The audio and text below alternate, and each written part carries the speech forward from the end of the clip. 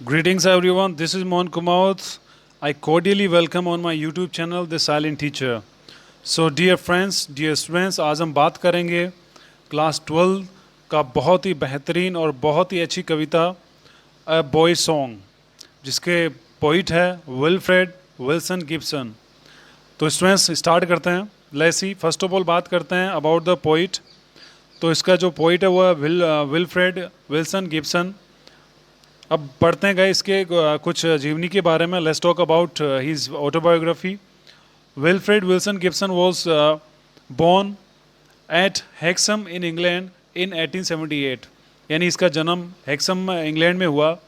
And he was a good friend of the famous poet Rupert Brooke.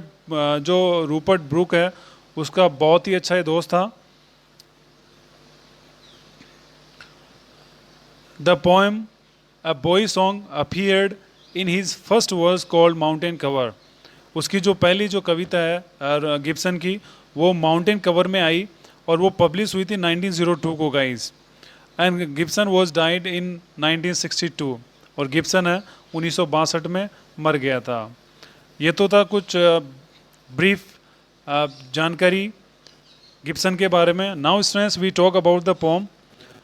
So the poem is about nature's precious gift of freedom to all its inhabitants.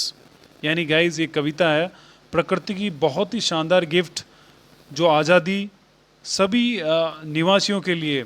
सबसे बेहतरीन जो gift है प्रकृति का वो है freedom, liberty, जो सभी इनहेबिटेंट्स यानी जो भी निवासी है, रहने वाले, उनके लिए है।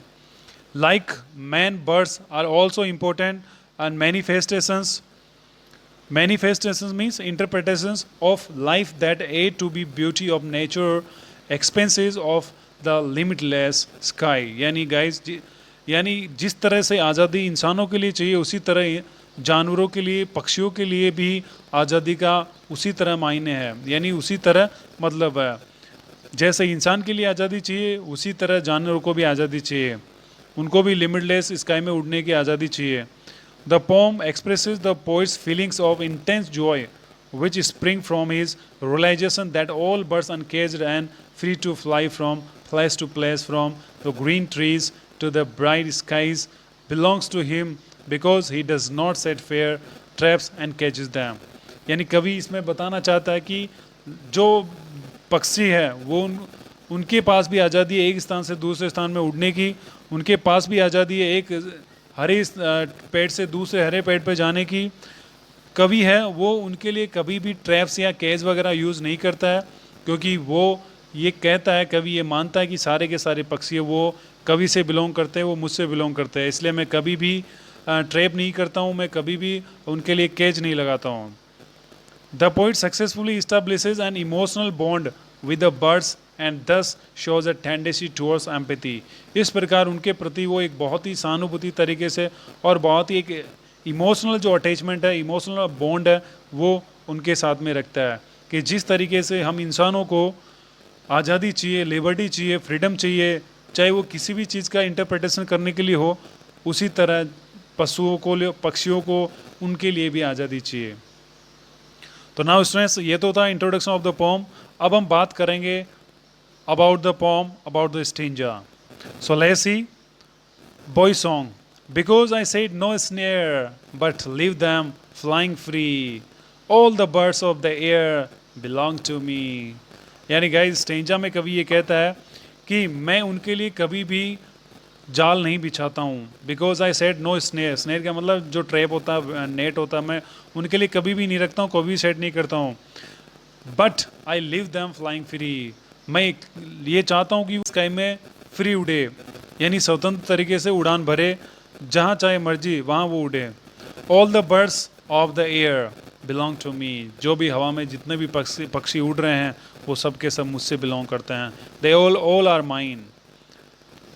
So now guys see the next. From the blue tit on the soul to the eagle on the height, uncaged they come and go for my delight. यानी ब्लू टिट पर्टिकुलर, गाइस ध्यान देना, particular जो Gibson है उसने particular एक bird का नाम लिया है जिसका नाम है ब्लू टिट।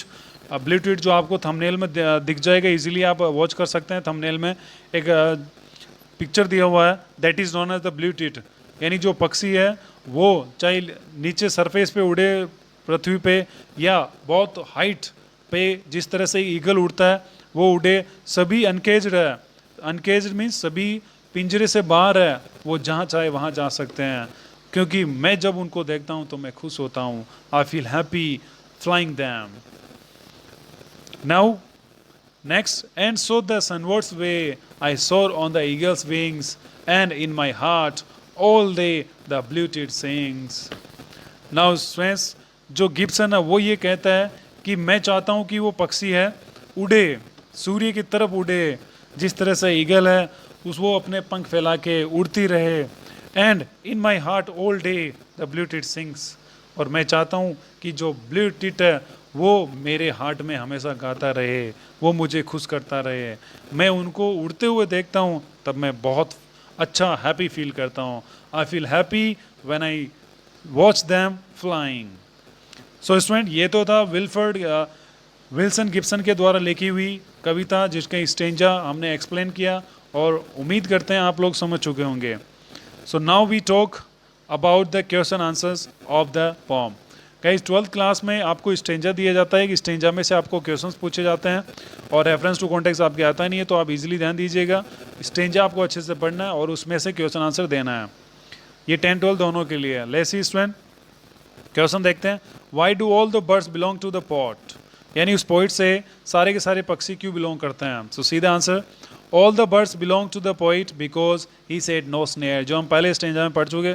कवि से सारे पक्षी इसलिए बिलोंग करते हैं क्योंकि वो कोई भी पिंजरा या कोई भी उनके लिए जाल नहीं बिछाता है। He leaves them fly freely in the sky, और वह उनको फ्री आकाश में उड़ने के लिए छोड़ देता है। So now see the question number 2, why are the birds able to come and go for the poet joy, यानी जो पक्षी है वो आते हैं और चले जाते हैं क्यों, जो पोइट है उसके जॉय के लिए क्यों, ऐसा क्यों है। So let's see that birds able to come and go for the poet joy because they can fly freely in the sky and they are uncaged, क्योंकि वो आ जा सकते हैं इसीलिए क्योंकि वो फ्री है, पिंजरे में बंधे हुए नहीं हैं वो। Question number 3, which birds do the poet mention in the poem in particular, यानी किस पक्षियों के बारे में कवि है वो इस पोएम में पर्टिकुलर विशेष रूप से स्पेशली बात करता है। सो स्टूडेंट, 2 बर्ड्स है इसमें, ब्लू टिट एंड ईगल, इसके बारे में कवि वो बात करता है। सीधा question number 4, what does the expression sunwards way in the poem mean, यानी इस पोम में सनवर्ड मीन उससे मतलब क्या है। Sunward way means in the poem is a journey towards the sun, यानी सूर्य की तरफ उड़ान भरना, जाना। In imagination the poet soars higher and higher on eagle wings, क्योंकि कवि कल्पना करता है कि मैं चाहता हूँ कि जो ईगल है वो ऊपर उड़ता रहे, आसमान में ऊंचाइयां छूता रहे। मैं जब उनको देखता हूं तो मैं खुश होता हूं। सो now guys the long questions from the boy song. अब लॉन्ग क्वेश्चन देखते हैं। How does the poet articulate his views on the birds in the pome a boys song, किस तरीके से अपने व्यूज है वो पक्षियों के प्रति शो करता है, आर्टिकुलेट करता है। So let's see that.